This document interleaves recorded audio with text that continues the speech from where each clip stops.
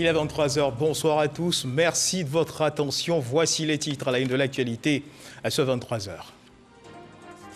Le président de la République, Alassane Ouattara, a regagné Abidjan dans la soirée de ce vendredi 17 septembre 2021 après avoir pris part avec son homologue ghanéen Nana Addo Dankwa Akufo-Addo à une mission de haut niveau de la CEDEAO en Guinée, mission de haut niveau de la CEDEAO conduite par le président ghanéen. Lutte contre la Covid-19, le ministère de la Santé et de l'Hygiène publique de la couverture maladie universelle a réceptionné ce vendredi à l'aéroport Félix Houphouët-Boigny d'Abidjan 816 000 doses de vaccins anti-Covid Sinopharm en provenance de la Chine, financés par le dispositif COVAX. L'acquisition de ces vaccins vise à amplifier la prévention contre la Covid-19 dans notre pays. Et puis au Mali, la transition adopte 2 lois d'amnistie pour les putschistes. Les tests concernent le coup d'État d'août 2020 contre le président de l'époque, Ibrahim Boubacar Keïta, et le coup de force de mai 2021 contre le président de la transition, Bah Ndao. Voilà pour l'essentiel. Oui, bonsoir à tous. On ouvre ce journal avec ces images du retour du chef de l'État, Alassane Ouattara de Guinée. Le chef de l'État a regagné Abidjan dans la soirée de ce vendredi 17 septembre 2021 après avoir pris part avec son homologue ghanéen Nana Addo Dankwa Akufo-Addo à une mission de haut niveau de la CEDEAO en Guinée. Une mission de haut niveau de la CEDEAO conduite par le président ghanéen. Et puis justement, dans l'actualité nationale, des policiers et gendarmes, 43 au total, mis aux arrêts pour fait de racket. L'opération L'État vous voit, menée par le ministère de la Promotion de la Bonne Gouvernance et de la lutte contre la corruption, est dans la phase active. L'information donnée au cours d'une conférence de presse conjointe du ministre de la Promotion de la Bonne Gouvernance et de la lutte contre la corruption du commissaire du gouvernement. Entre autres objectifs, assainir le milieu des agents de force de l'ordre censés conduire l'opération de moralisation de la vie publique. Des précisions avec Dangui Dangui. Projection d'images de caméras cachées montrant des actes de racket d'agents de force de l'ordre. 43 policiers et gendarmes sont ainsi dans les filets de cette opération dénommée « L'État vous voit ». Opération menée par le ministère de la Promotion de la Bonne Gouvernance et de la lutte contre la corruption qui vise à restaurer l'intégrité et l'honneur des forces de l'ordre. Si ces agents d'application de la loi ne sont pas intègres et foulent aux pieds les règles élémentaires de protection des personnes et des biens, elles ruinent la confiance nécessaire de nos concitoyens en sa police, en sa gendarmerie, en ses forces de défense et de sécurité. Le commissaire du gouvernement illustre les enjeux de l'opération « L'État vous voit » avec cette histoire vraie. Il s'agit d'un infirmier qui était poursuivi pour concussion. C'est-à-dire que c'est un élément qui prenait l'argent beaucoup plus qu'il ne le fallait. Alors, l'élément des forces de l'ordre, qui devait se rendre au CHU de Treichville, s'est arrêté devant la cité administrative pour faire un barrage, lui seul. Il prenait de l'argent, des 500 000 francs, etc. Et un monsieur est arrivé devant lui, et ils ont discuté, et lui a pris 1000 francs. Il est parti. Lorsqu'il a fini, lorsqu'il a senti qu'il a eu un peu d'argent, il est reparti pour accomplir sa mission. Alors, lorsqu'il arrive, il tape la porte et qu'il voit l'infirmier, alors, stupéfaction. C'est le monsieur qui venait de racketter tout à l'heure au moment où il faisait son barrage. Qu'est-ce qu'il a fait d'après vous? Il copine avec lui en disant « Comment ça va mon frère ?» Alors il les a fait « Bon, ben, je suis venu juste vous dire bonjour, hein, je retourne. » Il est retourné sans servir la commission rogatoire, sans servir le mandat à ce monsieur. Les lanceurs d'alerte invités à s'impliquer davantage dans cette campagne de lutte contre la corruption, même si le système pour leur protection est encore au stade de projet. Nous aurons un atelier ici à Abidjan d'élaboration d'un projet de loi sur la protection des lanceurs d'alerte.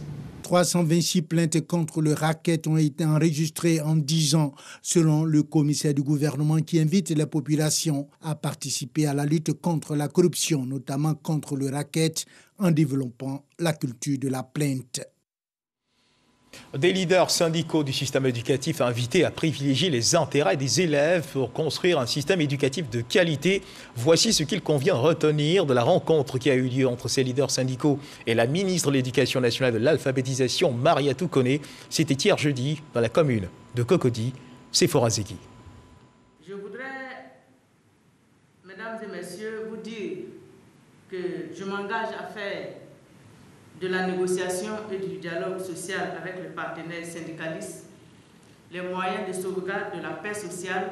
Ce dialogue direct promis par la ministre de l'Éducation nationale et de l'alphabétisation le 10 mai dernier est désormais une réalité. Pour ce premier véritable face-à-face entre elle et les syndicats, 4 points majeurs sont abordés. Le rétablissement de la dictée au cycle primaire, le retour des coefficients au collège, l'organisation des états généraux de l'éducation nationale et la redynamisation du Conseil consultatif de l'éducation nationale.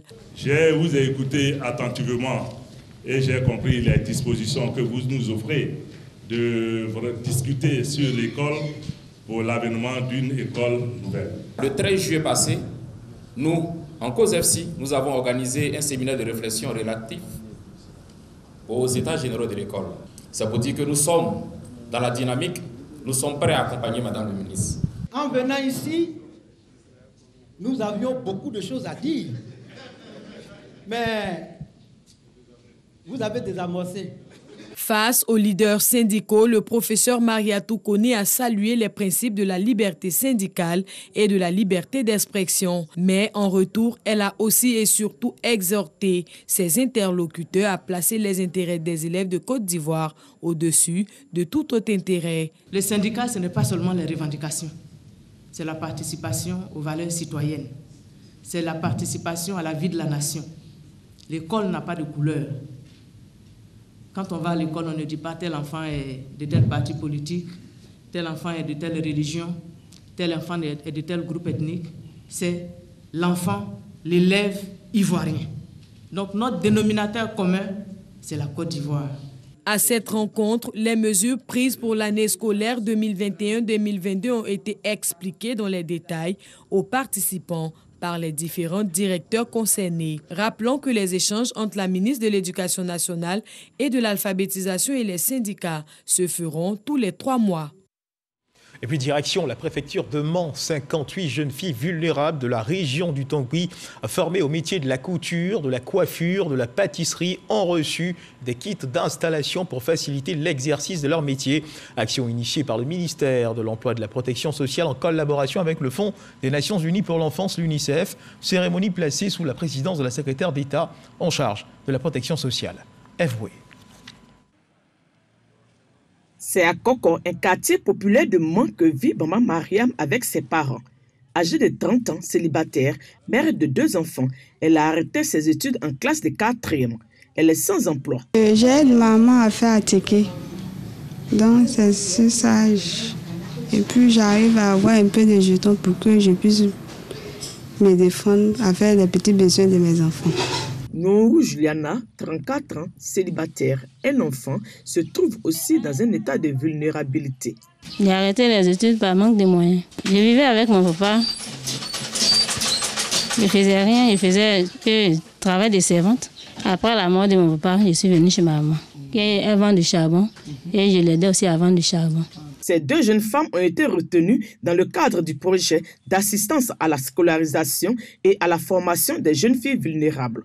Ce projet, dit de seconde chance, est une initiative du ministère de l'Emploi et de la Protection sociale en collaboration avec UNICEF et un partenaire financier canadien. Il vise à apporter un appui financier à 200 jeunes filles en difficulté financière à l'effet de poursuivre leurs études et aider celles qui sont déscolarisées à suivre une formation qualifiante afin de s'insérer dans le tissu socio-professionnel.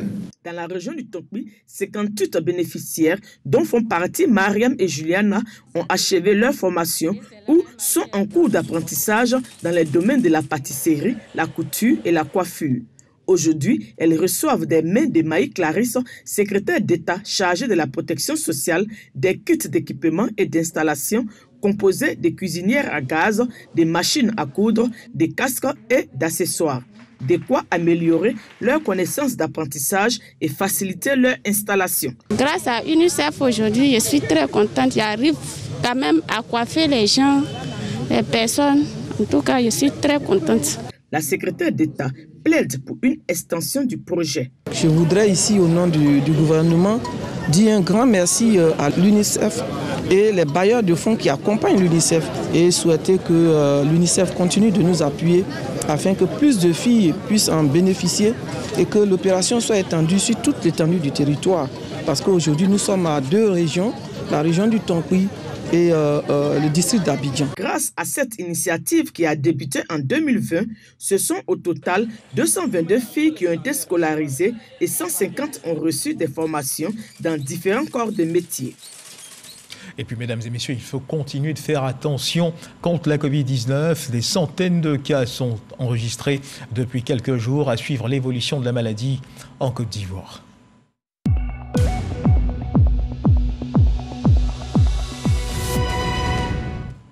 Le ministère de la Santé et de l'Hygiène publique de la couverture maladie universelle a enregistré ce vendredi 17 septembre 2021 212 nouveaux cas de Covid-19 sur 4813 échantillons prélevés, soit 4,4% de cas positifs, 145 guéris et 7 décès. À la date du 17 septembre 2021, la Côte d'Ivoire, notre pays, compte donc 58 743 cas confirmés, dont 56 495 personnes guéries, 553 décès et 1695 cas actifs. Le nombre total d'échantillons est de 969 741. Le 16 septembre, 32 620 doses de vaccins ont été administrées, soit un total de 1 698 973 doses du 1er mars au 16 septembre. Le ministre de la Santé, de l'Hygiène publique, de la couverture maladie universelle invite toutes les personnes de plus de 18 ans à se faire vacciner dans les centres de vaccination. La vaccination contre la Covid-19, rappelons-le, est gratuite et volontaire. Et justement, le ministère de la Santé et de l'Hygiène publique de la couverture maladie universelle, nous le disions à l'instant dans les titres, a réceptionné ce vendredi 17 septembre 2021 à l'aéroport Félix Houphouët-Boigny d'Abidjan 816 000 doses de vaccins anti-Covid Sinopharm en provenance de la Chine, financées par le dispositif COVAX. L'acquisition de ces vaccins vise, nous le disions également, à amplifier la prévention contre la Covid-19 en Côte d'Ivoire. Pierre Damba, le ministre de la Santé, espère atteindre l'objectif de 12 millions de vaccinés en Côte d'Ivoire. Il exhorte les populations à se faire vacciner. Jean-Marc Tchadji. Aéroport Félix Houphouët-Boigny d'Abidjan, il est 9h. Sur le tarmac, 18 colis en provenance de la Chine adressés au ministère de la Santé, de l'Hygiène publique et de la couverture maladie universelle. À l'intérieur de ces paquets, 816 000 doses de vaccins Sinopharm. L'arrivée de ce vaccin en Côte d'Ivoire vise à accélérer la vaccination contre la pandémie de la Covid-19. En ce début de rentrée scolaire, les partenaires du plan de riposte sanitaire de l'État de Côte d'Ivoire invitent donc les populations à se faire vacciner. J'aimerais aussi réitérer les mots de Monsieur le ministre pour que chacune se fait vacciner parce que c'est vraiment important pour protéger vos communautés, vos familles et vos enfants. Avec plus de 1 600 000 doses de vaccins Covid administrées à la date du 15 septembre 2021, le ministère de la Santé est prêt à renforcer son dispositif de prévention. À terme, d'ici une semaine, nous serons à plus de 2 600 000 vaccins que nous aurons reçus depuis le CNS et qui permettra donc d'accélérer la vaccination. Aujourd'hui, nous sommes en train d'intensifier la vaccination au niveau d'Abidjan parce que, il faut le dire, sur Abidjan reste l'épicentre de la maladie avec plus de 95% des cas. Et notre souhait, c'est donc vraiment de mettre ces vaccins à proximité des populations pour que chacun puisse avoir l'opportunité de se faire vacciner. Le vaccin Sinopharm s'administre en 2 doses et est recommandé pour les personnes âgées de 18 ans et plus. Il est efficace à 79% contre la Covid-19, selon l'Organisation mondiale de la santé, OMS. Bonne nouvelle donc, de nouveaux vaccins présents sur le sol ivoirien. Et puis cette autre bonne nouvelle dans l'actualité pour ces enfants atteints de surdité profonde qui, dans un mois, pourront entendre pour la première fois des enfants donc âgés, 5 enfants âgés de 2 à 5 ans. Ils sont pris en charge en ce moment à l'hôpital Mère-Enfant de Bingerville. Ils bénéficient de l'exécution de la 4e mission de la chirurgie d'un plan cochléaire dans cet hôpital doté d'un plateau technique de dernière génération. La mission est conduite par une équipe spécialisée en la matière venue de la Belgique. Le reportage est signé Walter Amadou Ouattara. Mère de l'enfant Josué Eouman, Françoise, vient de recevoir une bonne nouvelle. Son enfant, atteint de surdité profonde, va aujourd'hui même bénéficier d'un implant cochléaire. Bon, ça me faisait mal de le voir comme ça, pas comme les autres enfants, ça me faisait vraiment mal. On m'a appelé, je ne m'attendais même pas à ça. On m'a appelé, bon, j'étais très contente. Aujourd'hui, on annonce vraiment un nouveau départ, un changement dans la vie vraiment de mon enfant. Cette intervention chirurgicale se tient à l'hôpital mère-enfant de Bingerville. C'est une opération qui prend à peu près 2 heures de temps. On va insérer ces petites électrodes qui vont reconnecter chacune des zones et on va envoyer des petites stimulations électriques pour stimuler le nerf auditif qui ensuite véhicule l'information au cerveau qui va les interpréter comme des sons. Et c'est cette petite oreille interne qui est déficiente chez ces patients-là. Même si on amplifie le son avec des prothèses auditives classiques, ces patients-là n'entendraient plus. Et donc, dans ces cas-là, on passe à cet implant cochléaire. C'est un implant qui est conçu pour durer 30-40 ans. Grâce à cette technologie, il est possible aux enfants d'acquérir l'audition et donc acquérir un langage. Par contre, ceci se fait dans un délai très précis. Si c'est un enfant qui est né sourd, tout ceci doit se faire avant l'âge de 5 ans, 5 ans et demi. En plus, l'implant, il coûte très cher, environ 9 millions. Un enfant qui ne parle pas jusqu'à 1 an, 1 an et demi, il faut que les parents s'inquiètent. 5 enfants âgés de 2 à 5 ans vont bénéficier de cette 4e mission de la chirurgie d'implant cochléaire. Mission conduite par une équipe médicale conjointe venue de la France et de l'Autriche. C'est également une activité de partage d'expériences et de transfert de compétences. Nous sommes à 100% de réussite pour ces 3 premières missions. Nous sommes satisfaits du choix de notre hôpital, l'hôpital mère-enfant. Déjà, par rapport à la qualité de la prise en charge et des soins. L'hôpital mère-enfant de Bingerville est à sa 26e intervention de la chirurgie d'implant cochléaire. Relativement à ce nombre, 6 enfants ont été gratuitement pris en charge grâce à l'appui de la Fondation Children of Africa. Fin de mission pour les ambassadeurs de l'Italie et de l'Espagne en Côte d'Ivoire. Ils ont reçu des distinctions au cours d'une cérémonie d'au revoir organisée à leur honneur pour avoir contribué au renforcement de la coopération entre leurs pays respectifs et la Côte d'Ivoire. Ils ont été faits commandeurs de l'ordre national par l'État de Côte d'Ivoire. Éric Goré. C'est après 4 années passées en Côte d'Ivoire que son Excellence Giancarlo Issou, ambassadeur de l'Italie, achève sa mission. Il est allé faire ses adieux à la chef de la diplomatie ivoirienne. Kandia Kamisoko Kamara a fait de lui commandeur de l'Ordre national de Côte d'Ivoire au nom de la République de Côte d'Ivoire. Le récipiendaire s'est dit reconnaissant au pays hôte. C'est mon premier poste en tant que chef de mission. Et tout comme le premier bisou, le premier amour, on ne l'oublie jamais. Je crois que je ne vais jamais oublier mon premier poste en Côte d'Ivoire, où j'étais pendant 4 ans. Et comme je disais tout à l'heure, j'ai essayé de faire mon mieux. Et je pars réconforté par votre accueil et votre décoration. Un autre ambassadeur également distingué, il s'agit de son Excellence Ricardo Lopez, ambassadeur d'Espagne qui quitte définitivement la Côte d'Ivoire. Il a aussi été élevé commandeur de l'Ordre national de Côte d'Ivoire. Le récipiendaire a évoqué les grandes actions de coopération entre la Côte d'Ivoire et l'Espagne. Il me plaît de partager avec vous que, suite à la visite de la secrétaire d'État aux Affaires étrangères de l'Espagne, avec qui, Madame la Ministre, vous avez pu avoir un échange par vidéoconférence. Nous allons intensifier notre collaboration avec le ministère de la Femme et de la Famille et de l'Enfant en vue de promouvoir des initiatives menant à un niveau plus élevé d'autonomisation de la femme. À travers ces décorations, la Côte d'Ivoire montre son attachement au renforcement des relations avec tous les pays du monde. Mesdames et messieurs, parlons à présent de ce long soupir poussé par les populations du Bassa-Sandra et qui a trouvé un écho favorable auprès du chef de l'État, Alassane Ouattara. Le Premier ministre Patrick Hachi va procéder demain samedi 18 septembre 2021 au lancement des travaux de réhabilitation et de renforcement de la côtière. Avant cet événement tant attendu par les populations du district du Bassa-Sandra, le ministre-gouverneur Philippe Legré s'est rendu sur la côtière qui, en l'état actuel des choses, est un véritable danger pour les automobilistes qui s'y aventure. Sam Connor depuis le Bassa-Sandra. Vu du ciel, on se croirait sur une piste villageoise. Une fois sur terre, on se rend compte qu'il s'agit bel et bien de la côtière. Autrefois, fierté des villes comme Fresco, Sassandra et San Pedro. Aujourd'hui, la côtière est dans un état de dégradation avancée. la côtière est tout simplement dans le coma. Quelques usagers téméraires rencontrés sur cette voie racontent leur calvaire. C'est des nids de poules, des puits perdus même. Avec l'état de la route, il y a des coupés de route. C'est risqué en fait. La route là, ça fatigue l'homme. On casse l'âme, les camions là, ils se gardent, sinon on souffre même.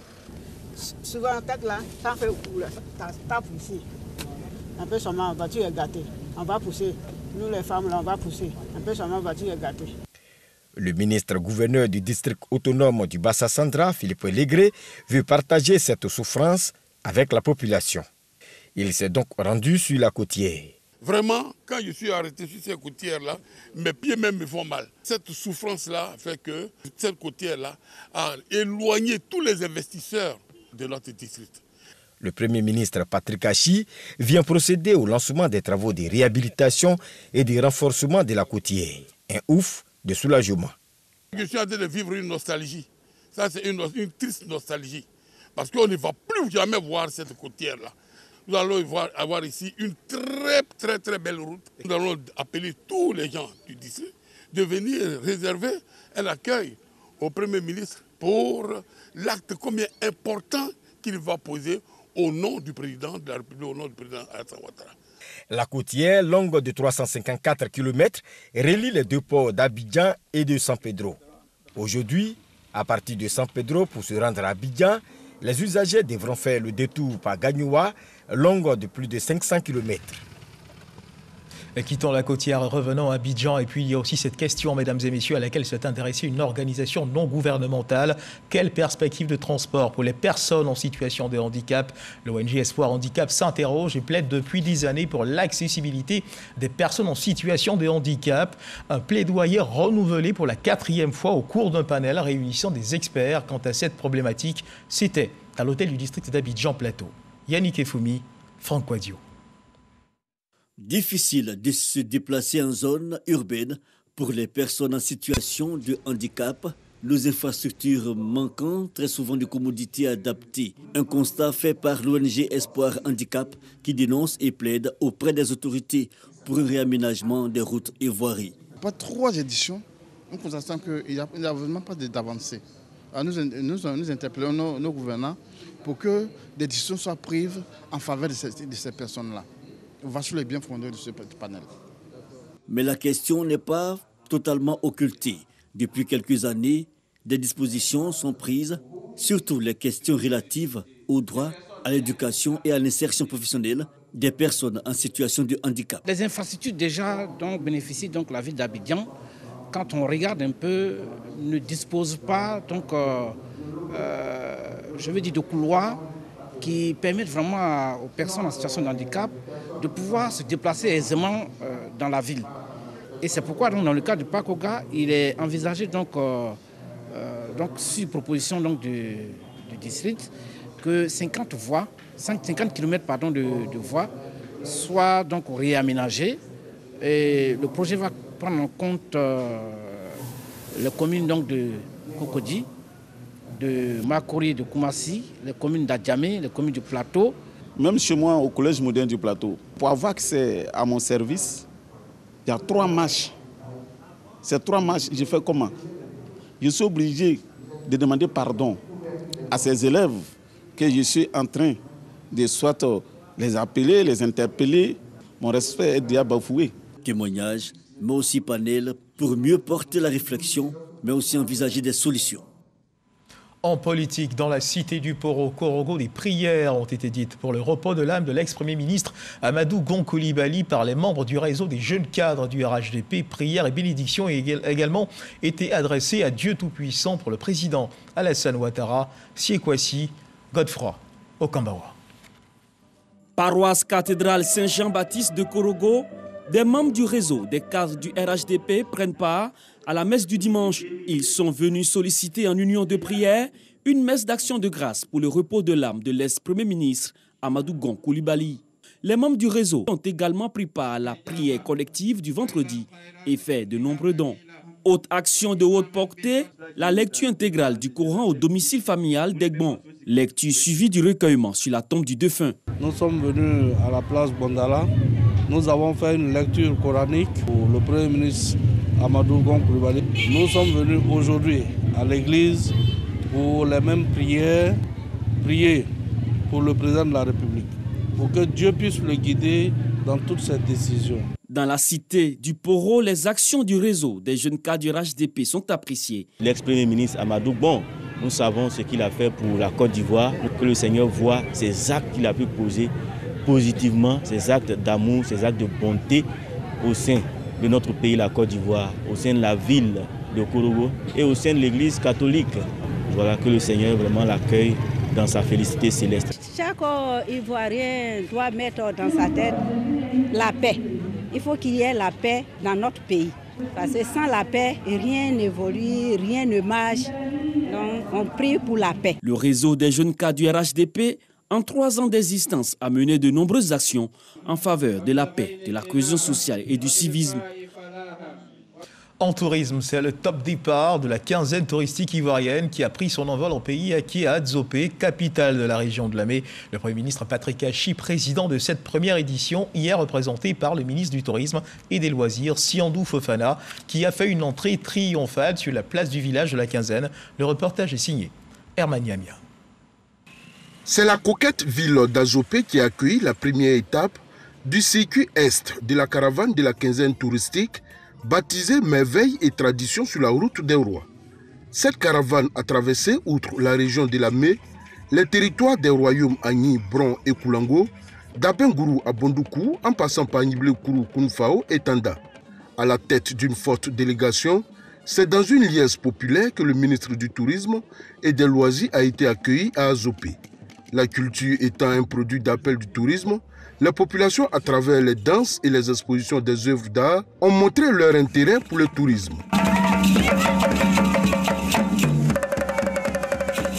La quinzaine touristique qui a lieu en prélude à la célébration de la Journée mondiale du tourisme le 27 septembre prochain en Côte d'Ivoire, le pays hôte, vise à montrer le potentiel touristique des différentes régions du pays afin d'attirer les touristes.